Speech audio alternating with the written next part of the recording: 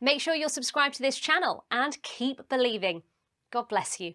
The following is an amazing testimony by a woman who saw heaven during a 30-minute near-death experience. Good evening, and thank you for being here. I'm Dr. Mary Neal, and I'm going to talk to you tonight about death because how you understand death directly determines how you experience life. My own understanding of death changed in 1999 when I died while kayaking in South America. I was pinned under 8 to 10 foot of water at the base of a waterfall, and I was without oxygen for 30 minutes before CPR was initiated. And when I regained consciousness, I was in a state of shock. Not because I just drowned, not because of my multiple broken legs, and not because I was on the side of a remote river with no access to medical care. No, I was in an absolute state of shock because I could not believe that I'd been sent back to my body from a place I will call heaven. It was peaceful underwater, and I was held and comforted by Christ, and no, I didn't just think or hope it was Jesus. I knew it was Christ just as I would know my husband of 30 years if I had seen him in the grocery store. Then I was taken through a life review that had little to do with judgment and everything to do with understanding, compassion, and grace. And I was shown the beauty that came out of every heartbreak, every challenge, and every disappointment of my life. And then I was released to the heavens. My spirit rose up and out of the river, and I was immediately greeted by a group of people or spirits who had known me and loved me as long as I have existed. And even as they took me down this beautiful pathway woven together with fibers of God's love and exploding with color and flowers and the aromas of flowers, I could look back at the river and I watched as my purple bloated body was pulled to the shore and my friends started CPR. And I recognized my body and I knew that I was dead. But despite having a magnificent life with a wonderful husband and these 4 young children who I love more than life itself, I felt like I was home, and I really had absolutely no intention of returning. And then I was told it wasn't my time, that I had more work to do on earth, and that I'd have to go back to my body. And when I objected, I was given a laundry list of work yet to be done, none of which was desirable, and all of which would challenge me in one way or another. Especially challenging was news of the coming and unexpected death of my oldest son, who, as many of you know, was hit and killed by a car 10 years later.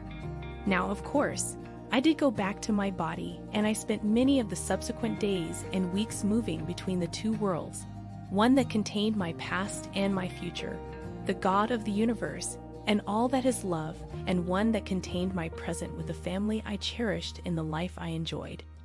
Now I knew I would never be the same again. But at the time I wondered if it was just, a figment of my imagination. Maybe it was a death experience I had always expected. But the problem is I hadn't had any expectations like most of you. I've never really thought much about my own death, and I certainly hadn't heard of near-death or after-death experiences in 1999. And if I had, I would have discounted them out of hand because although I'd been raised in the church, I readily traded my religious beliefs for intellectual ones when I went off to college and medical school. And by 1999, I was a well-trained scientist, doctor surgeon. I was accomplished, self-confident, smart. Certainly didn't think I needed God. I was probably some mix of humanist, rationalist, material scientist, maybe a cultural Christian. I don't really know. But what I did know is that my experiences underwater had certainly seemed real.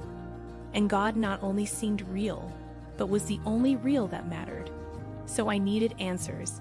I spent the many months of my hospitalization in rehab searching for scientific ones. At first, I looked to my medical records and to the people that had been at the river, and then I was really fueled by a desire to discount everything I'd been told.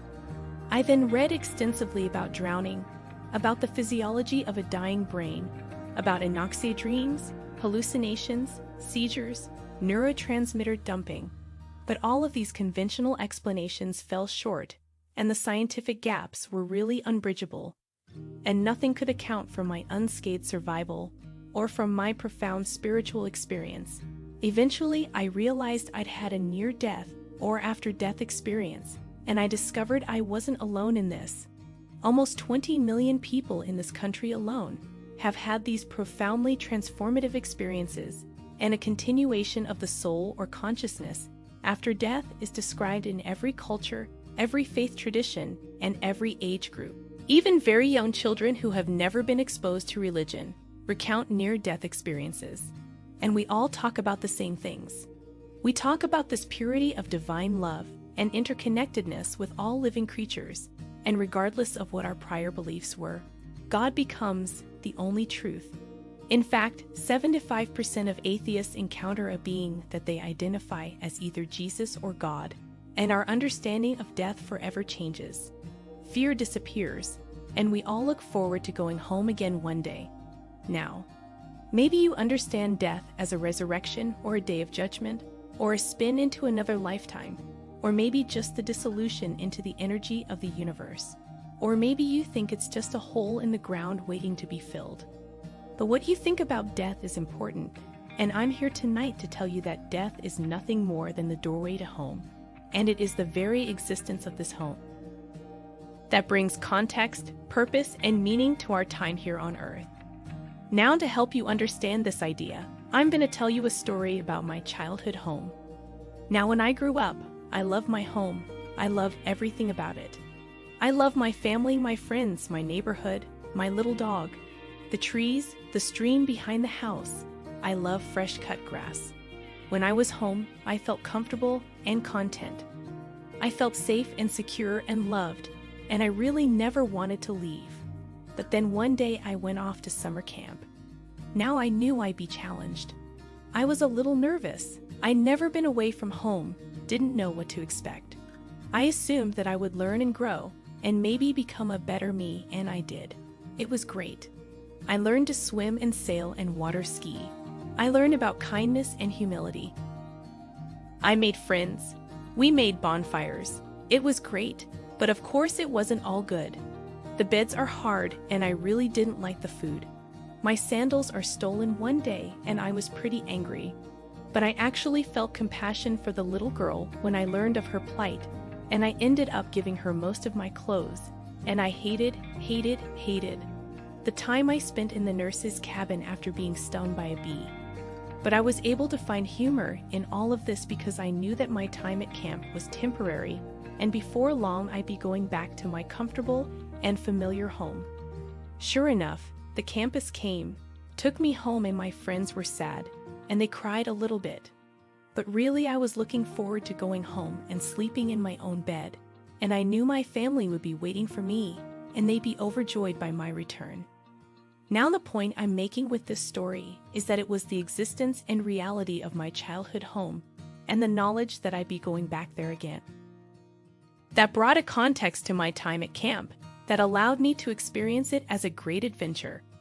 And since 1999, that's exactly how I experienced my life here on Earth, the reality and existence of our true and permanent spiritual home. The one I discovered on the other side of death, and the knowledge that I and you will be going back there one day brings a context to my time on Earth that allows me to experience it as a great adventure with great meaning and purpose, and it changes the way I experience both good times and bad.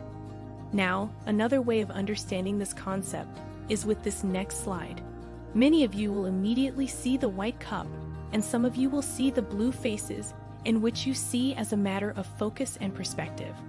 If you focus entirely on the cup, you'll miss the blue faces that give a context, and if you focus entirely on the faces, you'll miss the beauty and the purpose of the cup. Now, imagine for a minute that this white cup represents our lifetime here on Earth, and the blue faces represent the people and the love and the reality of our home without the background of our home and the faces within it. This white cup of life becomes nothing but potential. Now the relationship between my childhood home and camp, or the faces and the cup, is the same relationship that exists between our true spiritual home and our time on Earth. Now many of you may not want to believe the spiritual home exists, and you may not want to talk about or even think about your own death, but that does not change the truth and the reality of this relationship. And I encourage you to wake up. wake up to the potential of your life, and I'm not talking about choosing to live differently or more intentionally. I'm talking about experiencing the profound transformation of your daily life, of who you really are, how you live, and why you live. That occurs only when you live in the context of our true spiritual home. Metaphysical questions become important, problems become opportunities. Love becomes the only thing that really matters, and the door to experiencing God's presence in your daily life begins to open. And most profoundly, joy that transcends circumstances, will become a state of being. I can honestly tell you that even in my deepest, darkest days of sorrow and grief after the loss of my son, I still experience great joy, because that is the power of this transformation. And that is why I encourage you. Now I challenge you tonight to put aside your excuses. Put aside your complacency. Get rid of your intellectual barriers and sit with your thoughts. Actually question your current beliefs. Go home and do some research. Collect your own data and try to prove what I'm saying wrong, because I know you can't. And I know that even without your coming close to death, if you honestly undertake a process of spiritual exploration and discovery, your daily life will change for the better in ways that you have no ability to even imagine. Thank you for listening. Please subscribe and hit the notification bell. Click here to watch this important message.